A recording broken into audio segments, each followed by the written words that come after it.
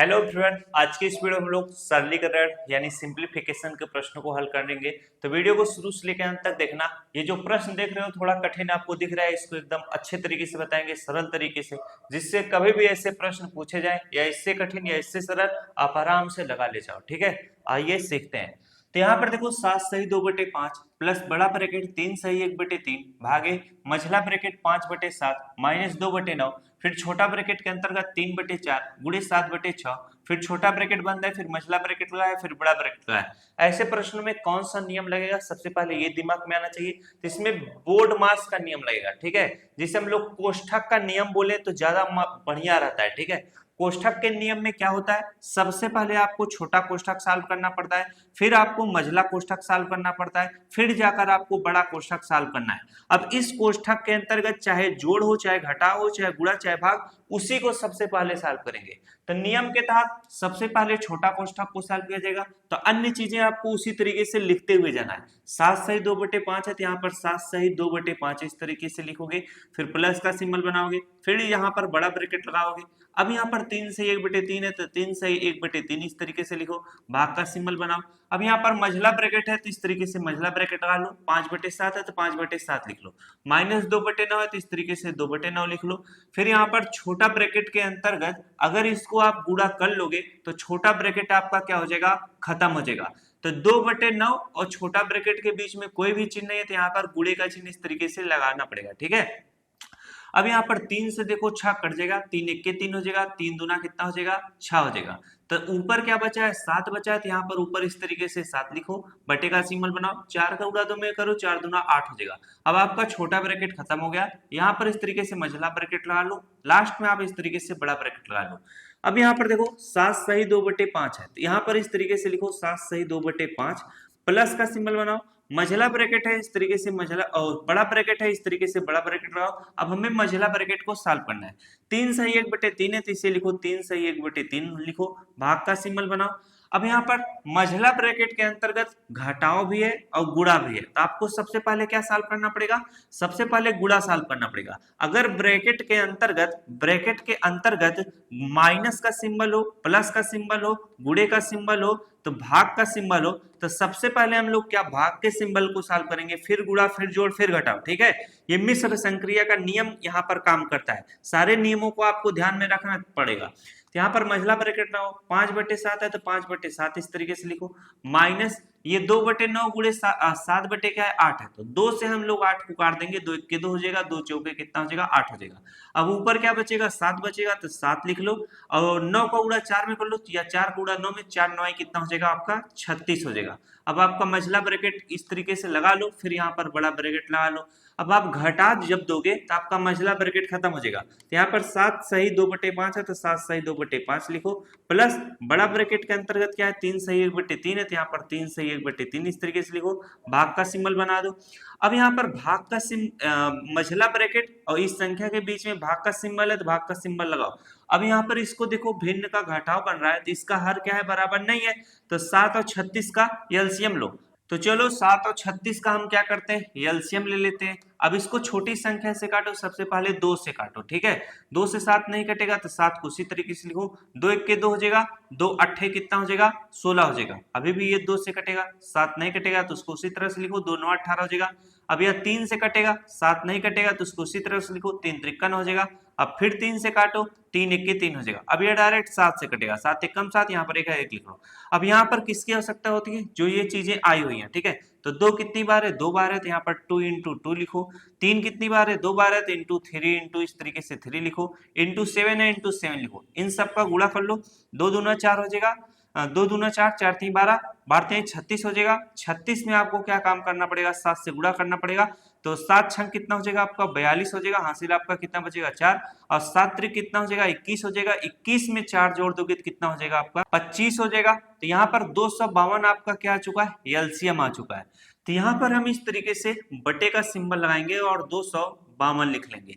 अब 7 से 252 में भाग दो, कितनी बार में कटेगा, चलो यहाँ पर भाग दे देते हैं। 252 में आपको क्या 7 से भाग देना है, तो 7 त्रिक कितना हो जाएगा 21 हो जाएगा, घटाओगे कितना आ जाएगा आपका 4 हो जाएगा। अब यहाँ पर नीचे 2 उतरेगा, 7 छंग कितना हो जाएगा आपका 42 हो जाएगा। तो 7 से जब 252 को काटे कितनी बार में कटा, 36 बार में कटा। इसी 36 का गुणा उसके अंश में किया जाएगा यानी 5 में।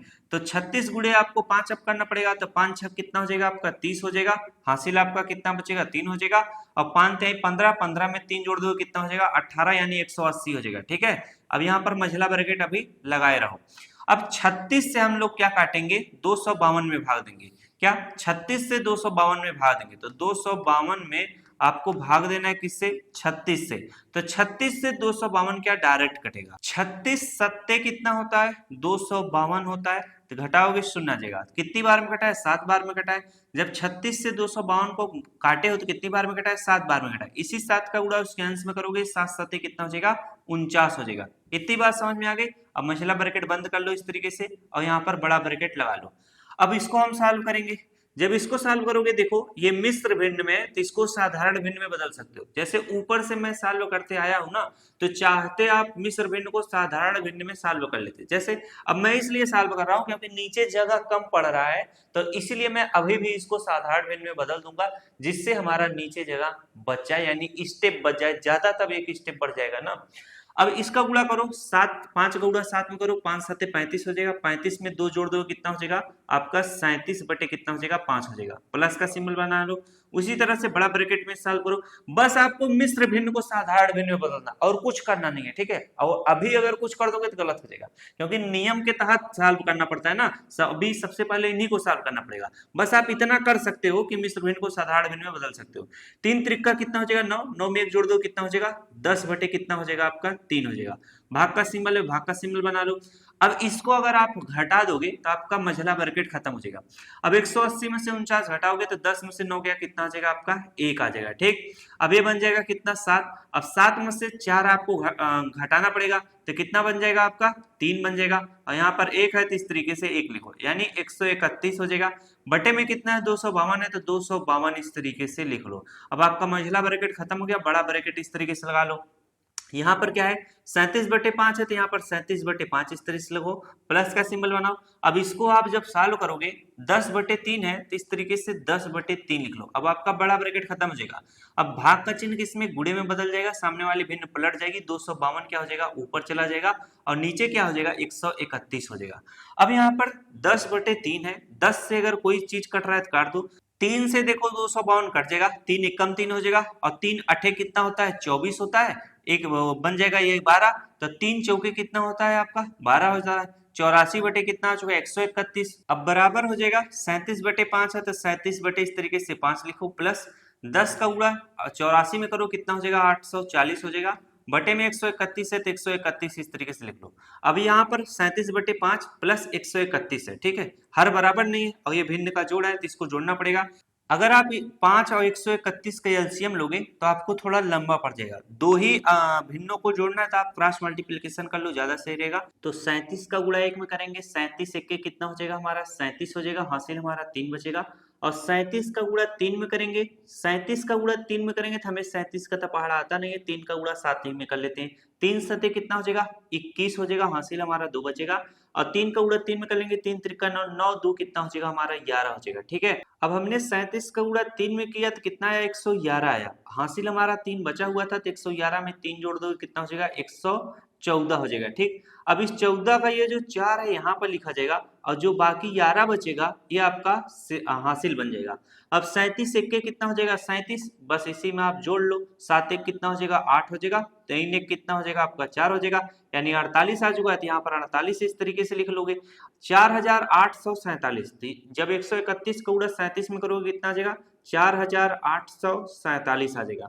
अब यहाँ पर देखो बीच में प्लस का चिन्ह है, प्लस का चिन्ह लगाओ, 5 गुणा 840 में करो, 5 शून्य शून्य हो जाएगा, 5 चौके 20 हो जाएगा, हासिल आपका 2 बचेगा। और 5 8 40, 40 में 2 जोड़ दोगे कितना हो जाएगा 42 हो जाएगा।